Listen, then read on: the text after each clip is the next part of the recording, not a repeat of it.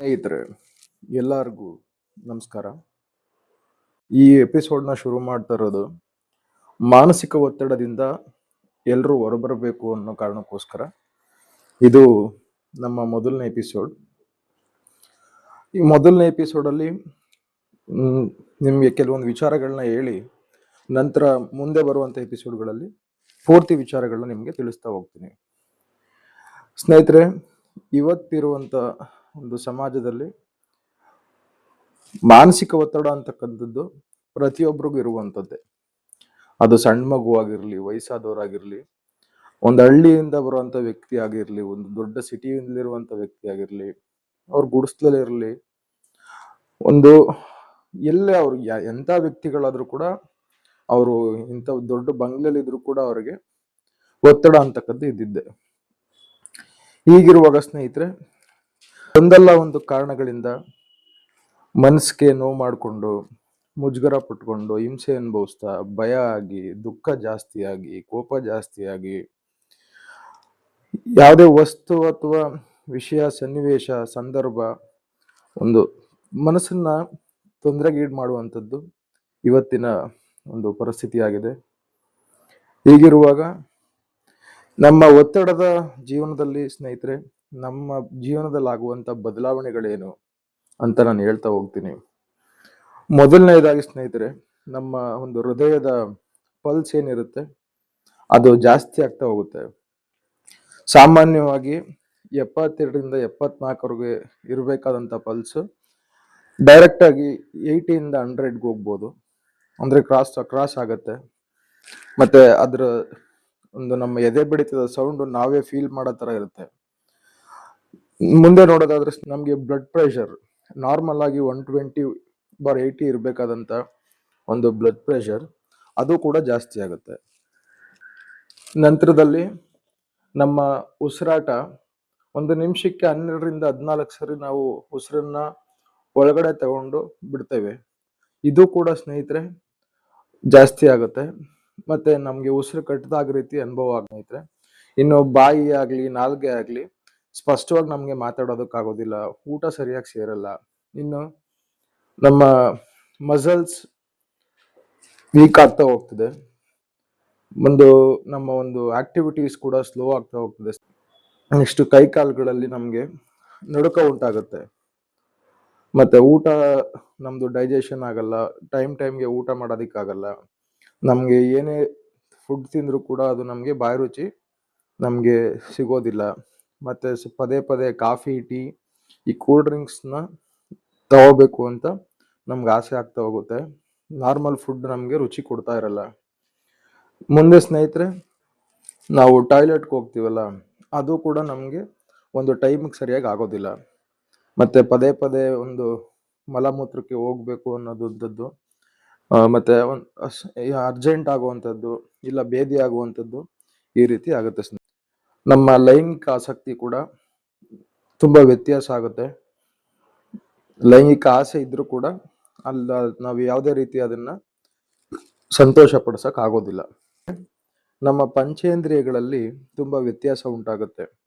ಅಂದ್ರೆ ಸೂಕ್ಷ್ಮವಾಗಿ ವಿಚಾರಗಳನ್ನ ನಾವು ತಿಳಿದುಕೊಳ್ಳೋಕ್ಕಾಗೋದಿಲ್ಲ. ಮತ್ತೆ ಸರಿಯಾಗಿ ಅರ್ಥ ಮಾಡ್ಕೊಳ್ಳೋಕ್ಕಾಗಲ್ಲ. ಮತ್ತೆ ತಪ್ಪಾಗಿ ಅರ್ಥ ಮಾಡ್ಕೊಳ್ಳೋದು, ಮತ್ತೆ ಭ್ರಮೆಗಳನ್ನ ಹುಟ್ಟಿಸುವಂಥದ್ದು. ಅಂದ್ರೆ ಸಣ್ಣದಾಗಿ ಶಬ್ದ ಆಗಿದ ತಕ್ಷಣ ಅದಕ್ಕೆ ಗಾಬರಿ ಆಗುವಂಥದ್ದು. ಮತ್ತೆ ಅತಿಯಾದ ಬೆಳಕಿಗೆ ಮನುಷ್ಯ ಬರದೇ ಇರುವಂಥದ್ದು. ಮತ್ತೆ ಗೊಂದಲ, ಅವ್ರಿಗೆ ಪಂಚೇಂದ್ರಿಯಗಳಲ್ಲೇ ಗೊಂದಲ ಉಂಟಾಗುತ್ತೆ ಸ್ನೇಹಿತರೆ. ಇನ್ನು ಏಕಾಗ್ರತೆ ತುಂಬಾ ಕಷ್ಟ ಆಗುತ್ತೆ. ಮನಸ್ಸು ಚಂಚಲವಾಗಿರುತ್ತೆ. ಯಾವುದೇ ವಿಷಯ, ವ್ಯಕ್ತಿ ಆಗ್ಲಿ, ಘಟನೆ ಆಗ್ಲಿ ಅಬ್ಸರ್ವ್ ಮಾಡೋದಕ್ಕೆ ನಮ್ಮ ಕೈಲಿ ಆಗೋದಿಲ್ಲ. ನಾವು ಒಂದು ಕಲಿಕೆ ಆಗ್ಲಿ, ಒಂದು ಮೆಮೊರಿ ಪವರ್ ಆಗ್ಲಿ, ಅದು ಕೂಡ ಕಡಿಮೆ ಆಗ್ತಾ ಬರುತ್ತೆ ಸ್ನೇಹಿತರೆ. ಕೆಲವ್ರಿಗೆ ಅರ್ಥ ಮಾಡ್ಕೊಳ್ಳೋದೇ ಕಷ್ಟ ಆಗ್ಬೋದು. ಇನ್ ಕೆಲವ್ರಿಗೆ ಅರ್ಥ ಆದ್ರೂ ಕೂಡ ಬೇಗ ಮರ್ತೋಗ್ಬೋದು. ಇನ್ ಕೆಲವ್ರಿಗೆ ಅವರು ವಿಚಾರ ಗೊತ್ತಿದ್ರು ಕೂಡ ಅವ್ರಿಗೆ ನೆನಪಿಗೆ ಬರಲ್ಲ. ಸಣ್ಣ ವಿಚಾರಗಳು ಕೂಡ ಅವ್ರಿಗೆ ಮರ್ತೋಗ್ತಾ ಇರುತ್ತೆ ಸ್ನೇಹಿತರೆ. ನಮ್ಗೆ ಆಲೋಚನೆ ಮಾಡುವಂತ ಶಕ್ತಿ ಆಗ್ಲಿ, ವಿಮರ್ಶೆ ಮಾಡುವಂತ ಶಕ್ತಿ ಆಗ್ಲಿ, ತರ್ಕಬದ್ಧವಾಗಿ ಒಂದು ವಿಚಾರವನ್ನ ತಿಳಿದುಕೊಳ್ಳೋದಾಗ್ಲಿ ನಮ್ಗೆ ತುಂಬಾ ಕಷ್ಟ ಆಗ್ತಾ ಹೋಗುತ್ತೆ. ಹೀಗಾಗಿ ನಮ್ಗೆ ಸಮಸ್ಯೆ ಒಂದು ಎದುರಾಗುವಂತ ಪರಿಸ್ಥಿತಿ ನಮ್ಮಲ್ಲಿ ವ್ಯಾಪಕವಾಗಿ ಹರಡ್ತಾ ಬರುತ್ತೆ. ಯಾವುದು ತಪ್ಪು, ಯಾವುದು ಸರಿ, ಯಾವುದು ಅನುಕೂಲ, ಯಾವುದು ಅನಾನುಕೂಲ ಎಂದು ನಾವು ನಿರ್ಧಾರನೇ ಮಾಡಕ್ಕಾಗದೇ ಇರುವಂತ ಪರಿಸ್ಥಿತಿಗೆ ಬರ್ತಾ ಹೋಗುತ್ತೆ. ಇನ್ನು ಲೆಕ್ಕಾಚಾರದ ವಿಚಾರಕ್ಕೆ ಬಂದ್ರೆ, ಒಂದು ಸರಳವಾಗಿ ನಾವು ಒಂದು ಕೂಡೋ ಕಳಿಯೋ ಲೆಕ್ಕಾಚಾರ, ಗುಣಾಕಾರ ಭಾಗಾಕಾರಗಳು ಕೂಡ ನಮ್ಗೆ ಮಾಡೋದಿಕ್ಕಾಗೋದಿಲ್ಲ. ಇನ್ನು ನಮ್ಮ ಭಾವನೆಗಳಲ್ಲಿ ನಮ್ಮ ಮೆಂಟಲ್ ಪ್ರೆಷರ್ ಏನ್ ಮಾಡುತ್ತೆ, ನಮ್ಮ ಮನಸ್ಸಲ್ಲಿ ಭಯ ಆಗ್ಲಿ, ಕಳವಳ, ಬೇಸರ, ದುಃಖ, ಈ ಕೋಪ, ಈ ಅಸಹನೆಯನ್ನ ಜಾಸ್ತಿ ಸೃಷ್ಟಿ ಮಾಡ್ತಾ ಹೋಗುತ್ತೆ. ಇನ್ನು ತಾಳ್ಮೆ, ಅನುಕಂಪ, ಪ್ರೀತಿ, ವಿಶ್ವಾಸ ಇದೆಲ್ಲ ನಮ್ಮಲ್ಲಿ ಕಡಿಮೆ ಆಗ್ತಾ ಹೋಗುತ್ತೆ.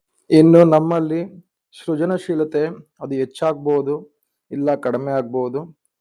ನಾವು ಮ್ಯಾಕ್ಸಿಮಮ್ ನೋಡ್ತಾ ಹೋದ್ರೆ ಮೆಂಟಲ್ ಪ್ರೆಷರ್ ಜಾಸ್ತಿ ಇದ್ದಂತ ಸಂದರ್ಭದಲ್ಲಿ ನಮ್ಮ ಸೃಜನಶೀಲತೆ ಹೆಚ್ಚಂತೂ ಆಗೋದಿಲ್ಲ, ಅದು ಕಡಿಮೆನೇ ಆಗ್ತಾ ಹೋಗುತ್ತೆ. ಇನ್ನು ನಮ್ಮ ಮನೋಶಕ್ತಿ ಅಂದ್ರೆ ಮೆಂಟಲ್ ಪವರ್ ಕೂಡ ಅದು ಡಿಫ್ರೆನ್ಸ್ ಅದು ಏರ್ಪೇರ್ ಆಗ್ತಾ ಹೋಗುತ್ತೆ. ಕೆಲವರಲ್ಲಿ ಹೆಚ್ಚಾದ್ರೂ ಆಗ್ಬೋದು, ಕೆಲವರಲ್ಲಿ ಕಡಿಮೆ ಆದ್ರೂ ಆಗ್ಬೋದು. ನಿದ್ರೆ ವಿಚಾರಕ್ಕೆ ಬರೋದಾದ್ರೆ, ನಾವು ನಮ್ಮ ಒಂದು ಈ ಪ್ರೆಷರ್ ಲೈಫ್ ನಲ್ಲಿ ಪ್ರೆಷರ್ ಜಾಸ್ತಿ ಆದಾಗ ನಿದ್ದೆ ಜಾಸ್ತಿ ಆದ್ರೂ ಬರ್ಬೋದು, ಇಲ್ಲ ಬರ್ದೇಲೂ ಕೂಡ ಇರ್ಬೋದು. ಕೆಲವೊಂದ್ ಬಾರಿ ನಿದ್ರೆ ಮಾಡುವಂತ ಸಂದರ್ಭದಲ್ಲಿ ಕೆಟ್ಟ ಕನಸುಗಳು ಬರೋದಾಗ್ಲಿ, ನಮ್ಮ ಕೈ ಕಾಲುಗಳನ್ನ ನಾವು ಅಲುಗಾಡ್ಸೋದಿಕ್ಕಾಗದೇ ಇರುವಂತ ಪರಿಸ್ಥಿತಿಗಳಾಗ್ಲಿ, ಆ ರೀತಿ ನಮ್ಗೆ ಅನುಭವ ಆಗ್ತಾ ಬರುತ್ತೆ.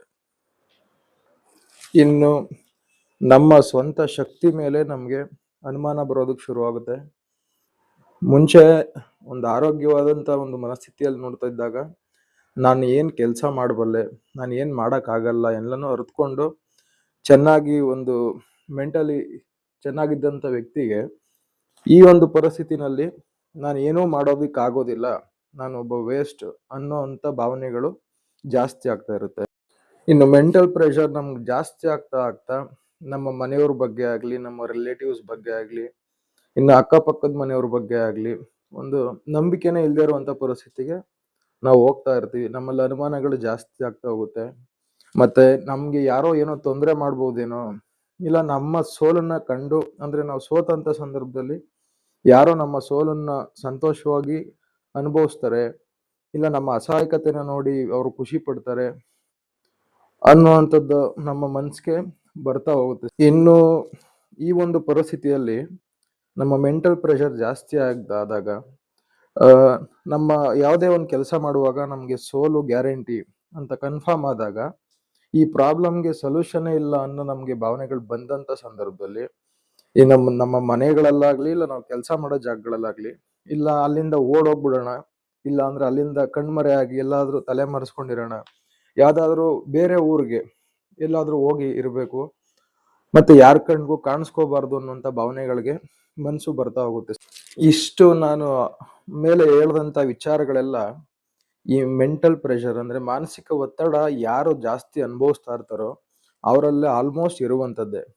ಈಗ ಈ ಎಪಿಸೋಡ್ ನಾನು ಏನಕ್ಕೆ ಮುಂದುವರಿಸ್ತೀನಿ, ಏನಕ್ಕೆ ಮಾಡ್ತಾ ಇದ್ದೀನಿ ಅಂದ್ರೆ ಸ್ನೇಹಿತರೆ, ಮೆಂಟಲ್ ಪ್ರೆಷರ್ ಎಲ್ಲಾರ್ಗು ಇರುವಂತದ್ದು. ಕೆಲವರು ಅದನ್ನ ಸಹಿಸ್ಕೊಳ್ಳುವಂತ ಶಕ್ತಿ ಇದ್ರೆ ಎಲ್ಲಾರ ಕೈಲೂ ಅದನ್ನ ಸಹಿಸ್ಕೊಳ್ಳೋದಕ್ಕೆ ಆಗೋದಿಲ್ಲ. ಅದಕ್ಕೋಸ್ಕರ ನಿಮ್ಮ ಒಬ್ಬ ಸ್ನೇಹಿತನಾಗಿ ಈ ಒಂದು ಎಪಿಸೋಡ್ನ ನಾನು ಸ್ಟಾರ್ಟ್ ಮಾಡ್ತಾ ಇದ್ದೀನಿ. ದಯವಿಟ್ಟು ವಿಡಿಯೋ ಇಷ್ಟ ಆದ್ರೆ ಎಲ್ಲರೂ ಲೈಕ್ ಮಾಡಿ, ಶೇರ್ ಮಾಡಿ, ಸಬ್ಸ್ಕ್ರೈಬ್ ಮಾಡಿ.